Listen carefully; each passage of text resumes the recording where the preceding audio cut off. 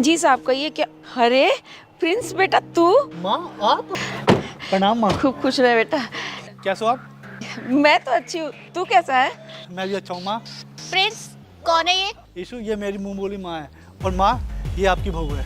अरे वाह, ये तो बहुत सुंदर है। दूर हटो। और क्या भाव लगा रखा है? हाँ, तुम्हें इनसे रिश्ता रखना है रखो, मुझे इन फटीचरों से रिश्ता नहीं रखना। यीशु ये क्या बिहेवियर है? बेशक ये मेरी मुंह बोली माँ हो, लेकिन ये मुझे सगे बेटे से ज़्यादा प्यार करती हैं। छोड़ ना बेटा, तो क्यों उस पर गुस्सा कर रहा है? मैं बहू की बात का बिल्कुल बुरा नहीं मानती। देखो समझा लो इस बुढ़िया को, ये मुझे बार बार बहू ना बोले। यीशु तुम अपना मुंह बंद रखो, वरना बहुत बुरा होगा तुम्हारे लिए। लेकिन आप यहाँ कैसे? अरे बेटा ये मेरा ही ढाबा है। आपका ढाबा? पर माँ आपका तो कपड़ों का शोरूम था ना, आपका इतना अच्छा काम था, तो ये ढाबा कैसे?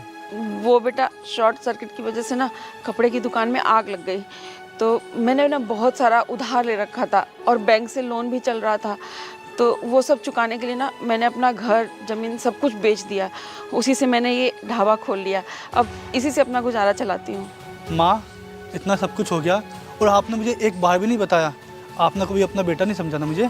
तो कैसी बात कर रहा है, तू तो मेरा बेटा है, बल्कि बेटे से ज़्यादा बढ़कर है।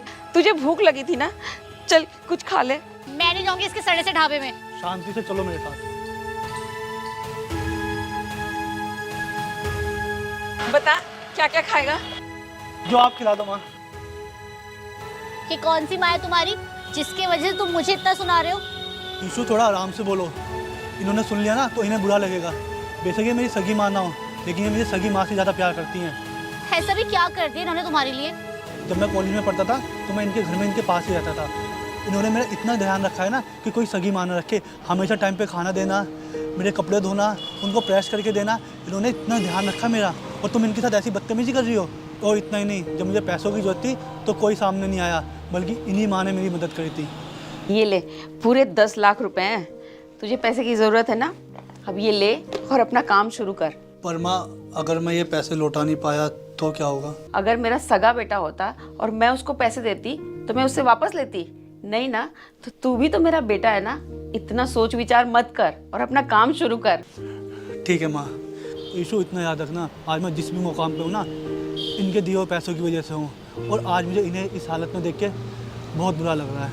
लेकिन प्रिंस। पर लेकिन कुछ नहीं, मैं इन्हें माँ मानता हूँ ना, तो तुम भी इन्हें माँ मानना। सॉरी प्रिंस, मुझे नहीं पता था इन्होंने तुम्हारे लिए इतना सब कुछ किया है। माँ मुझे माफ़ कर देना, मैंने आपको इतना सब कुछ बोला, प्लीज़ मुझसे गलती हो गई।